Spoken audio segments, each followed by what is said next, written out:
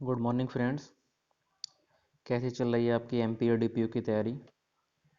आज की वीडियो में हमारा सूचना का अधिकार अधिनियम 2005 के एमसीक्यूज़ हैं। इसमें 50 एमसीक्यूज़ हैं आपके लिए। तो समय ना नष्ट करते हुए इस वीडियो में आगे चलते हैं। और जो भी मेरे भाई, मेरे दोस्त और मेरी बहनें इस वीडियो को देख रही हैं, अगर उन्होंने चैनल अभी तक सब्सक्राइब नहीं किया है तो चैनल को सब्सक्राइब कर दें, बेल आइकन दबा दें ताकि कोई भी नोटिफिकेशन आप तक तुरंत पहुँचे।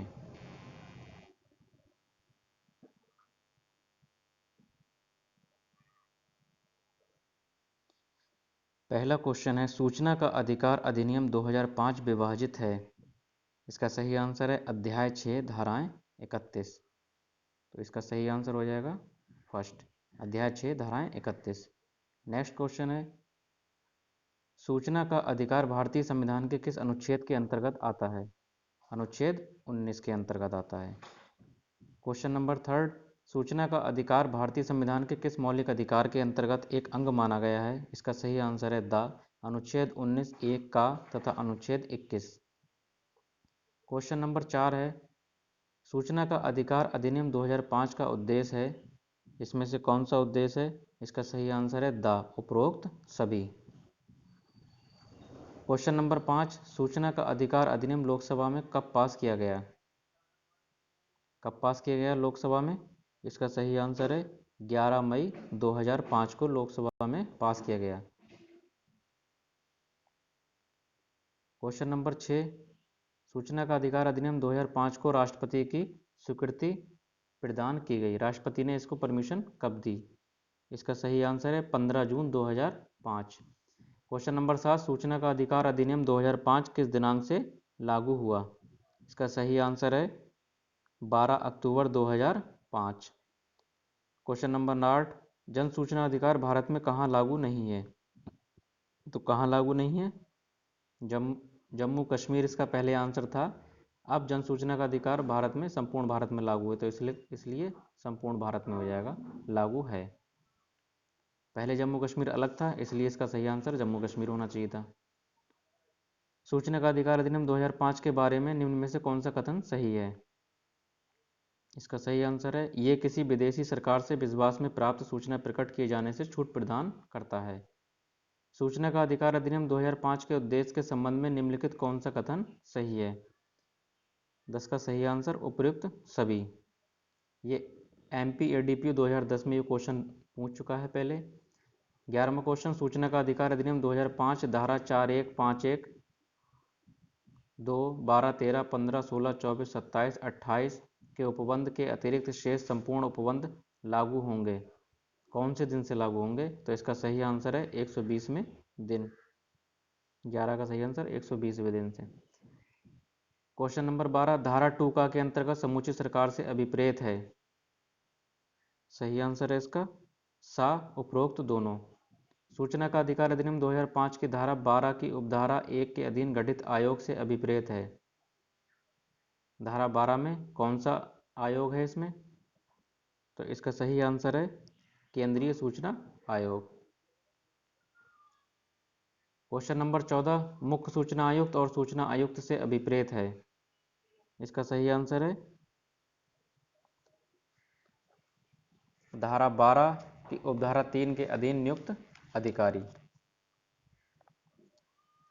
क्वेश्चन नंबर 15, सूचना का अधिकार अधिनियम 2005 की धारा 2 में सक्षम प्राधिकारी की परिभाषा से अभिप्रेत है। 15 का सही इनमें से सभी। क्वेश्चन नंबर 16, सूचना का से अभिप्राय ऐसी सामग्री से है जिसमें सूचनाएं सम्मिलित हैं। कौन सी सूचनाएं सम्मिलित हैं। आ, बा, सा। तो इसका सही आंसर है द उपरोक्त सभी। ये सभी सूचनाएं इसमें सम्मिलित होती हैं। लोक प्राधिकारी के अंतर्गत नहीं आता है। इसमें कौन सा नहीं आता है। 17 का सही आंसर कोई गैर सरकारी संस्था लोक प्राधिकारी के अंतर्गत नहीं आती है। क्वेश्चन नंबर 18, 2 झा के अनुसार सूचना का अधिकार अधिनियम 2005 के तहत अभिलेख में सम्मिलित है। क्या सम्मिलित है। उपरोक्त सभी। क्वेश्चन नंबर 19, सूचना का अधिकार अधिनियम 2005 में सूचना का अधिकार को किस धारा में परिभाषित किया है? 19 का सही आंसर है 2J। सूचना का अधिकार के अंतर्गत अधिकार सम्मिलित है, इसका सही आंसर है 20 का द उपरोक्त सभी। ये कृति, दस्तावेज, अभिलेख का निरीक्षण, टिप्पण, उद्धरण, प्रमाणित प्रतिलिपि, सामग्री के प्रमाणित नमूने, ये सभी इसमें अंतर्गत में आता है अधिकारों में। क्वेश्चन नंबर 21, सूचना के अधिकार की परिभाषा में निम्न में से कौन से अधिकार सम्मिलित हैं? ये एडीपी 2010 में पूछ चुका है, इसका सही आंसर होगा द उपयुक्त सभी। 22, एक आम नागरिक किसी भी लोक प्राधिकरण से किस प्रकार सूचना प्राप्त कर सकता है? 22 का सही आंसर उपरोक्त सभी। राज्य सूचना आयोग से अभिप्रेत है, राज्य सूचना आयोग कहाँ पे दिया है? इसका सही आंसर है धारा 15 की उपधारा 1 के अधीन गठित आयोग। 12, 13, 14 धाराएं जो होती हैं वो केंद्रीय सूचना आयोग से संबंधित हैं। 15, 16, 17 जो होती हैं वो राज्य सूचना आयोग से संबंधित हैं। क्वेश्चन नंबर 24, सूचना का अधिकार अधिनियम 2005 की धारा 15 की उपधारा 3 के अधीन नियुक्त आयुक्त से अभिप्रेत है। 24 का सही आंसर है राज्य मुख्य सूचना आयुक्त और राज्य सूचना आयुक्त। 24 का बा।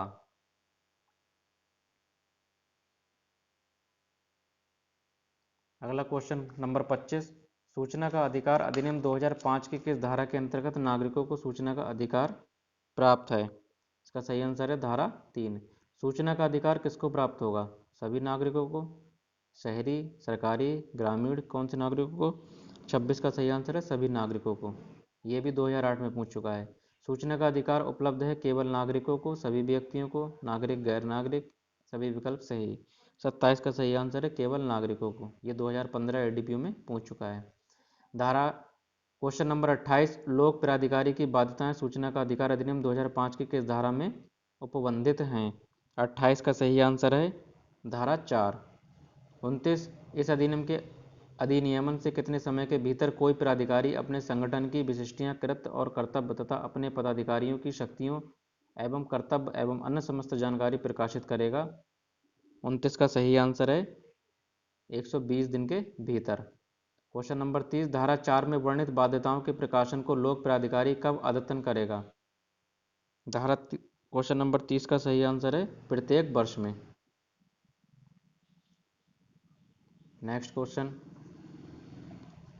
प्रशासनिक एककों या अधीन कार्यालयों में सूचना प्रदान करने के लिए लोक सूचना अधिकारीगण या राज्य सूचना अधिकारीगण अभिहित करेगा? 31 का सही आंसर है प्रत्येक लोक प्राधिकारी। क्वेश्चन नंबर 32, सूचना का अधिकार की समस्त प्रशासनिक इकाइयों या कार्यालयों में सूचना प्रदान करने के लिए इस अधिनियम के अधिनियमन के कितने समय के भीतर अधिकारियों को पदाभिहित करना होगा? 32 का सही आंसर है 100 दिन। क्वेश्चन नंबर 33, यदि सूचना या अपील के लिए आवेदन यथास्थिति किसी केंद्रीय सहायक लोक सूचना अधिकारी या किसी राज्य सहायक लोक सूचना अधिकारी को दिया जाता है तो विनिर्दिष्ट उत्तर के लिए अवधि की संगणना करने में कितनी अवधि जोड़ दी जाएगी? 33 का सही आंसर है 5 दिन। क्वेश्चन नंबर 34, सूचना अभिप्राप्त करने के लिए अनुरोध का प्रावधान किया गया है? 34 का सही आंसर है धारा 6 के अंतर्गत अनुरोध किया जाता है सूचना प्राप्त करने के लिए। क्वेश्चन नंबर 35, सूचना का अधिकार अधिनियम 2005 की धारा 6 के अंतर्गत सूचना प्राप्त करने हेतु निवेदन किया जा सकता है, कैसे किया जा सकता है? 35 का सही आंसर है द उपरोक्त सभी तरीकों से, चाहे वो मौखिक हो, लिखित हो या इलेक्ट्रॉनिक रूप में। क्वेश्चन नंबर 36, आरटीआई अधिनियम की धारा 6 के अधीन सूचना के लिए अनुरोध करने के लिए आवेदक से अपेक्षा की जाएगी, क्या अपेक्षा की जाएगी? इसका सही आंसर है ऐसे अनुरोध हेतु कोई भी कारण ना देने की यह अपेक्षा की जाएगी। क्वेश्चन नंबर 37, आवेदनों अनुरोधों के निपटाने के बारे में प्रावधान दिया गया है, इसका सही आंसर है धारा 7 के अंतर्गत। राज्य केंद्रीय सूचना लोक अधिकारी आवेदन प्राप्ति के निम्नलिखित कितने दिनों के भीतर सूचना उपलब्ध कराएगा? इसका सही आंसर है 30 दिन के अंतर्गत। 38 का 30 दिन के अंतर्गत। क्वेश्चन नंबर 39, ये भी एडीपीयू में छत्तीसगढ़ में पूछ चुका है 2006 में। सूचना का अधिकार अधिनियम के तहत जन अधिकारी चाही गई सूचना शुल्क पश्चात कितने दिवस के अंदर प्रदान करेगा?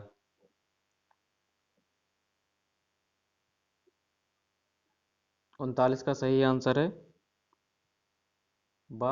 30 दिन। क्वेश्चन नंबर 40, यदि सूचना किसी व्यक्ति के जीवन या स्वतंत्रता के संबंध में हो तो सूचना का आवेदन प्राप्त होने के कितनी अवधि के भीतर सूचना आवेदन होने की कितनी अवधि के भीतर सूचना प्रदान करनी होगी। ये 40 का सही आंसर है, सा 48 घंटे। यदि लोक सूचना अधिकारी प्रावधानित अवधि में आवेदन का निपटारा करने में असफल होता है तो ये समझा जाएगा कि वो आवेदन क्या हो गया है, 41 का सा नामंजूर कर दिया गया है। क्वेश्चन नंबर 42, कोई भी शुल्क किन व्यक्तियों पर भारित नहीं किया जाएगा जो 42 का सही आंसर गरीबी रेखा के नीचे हैं, बा 42 का बा गरीबी रेखा के नीचे हैं। क्वेश्चन नंबर 43, यदि किसी लोक प्राधिकारी द्वारा सूचना उपलब्ध कराने से इनकार किया जाता है और आवेदन को अस्वीकार किया जाता है तब ऐसा लोक सूचना प्राधिकारी आवेदक को संसूचित करेगा। क्या संसूचित करेगा? 43 का सही आंसर है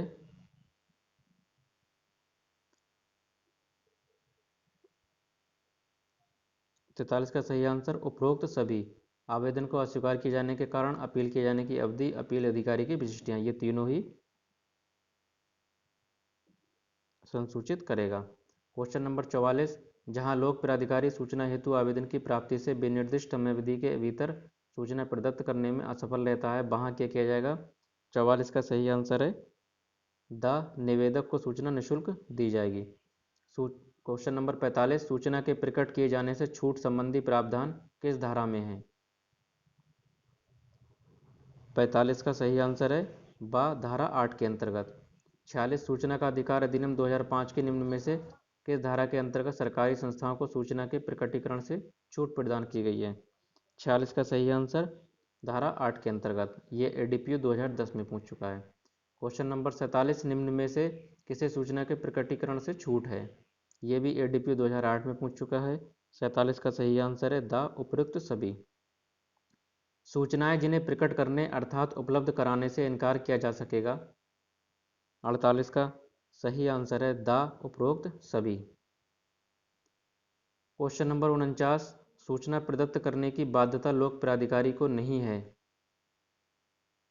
लोक प्राधिकारी को नहीं है, इसका सही आंसर है वैश्वासिक नातेदारी में उपलब्ध सूचना नहीं। सूचना जिसे तीसरे पक्षकार की प्रतियोगी स्थिति को नुकसान होता है, ये भी नहीं। सूचना जिसे किसी अपराध का उद्दीपन होता है, उपरोक्त सभी, इसका सही आंसर है।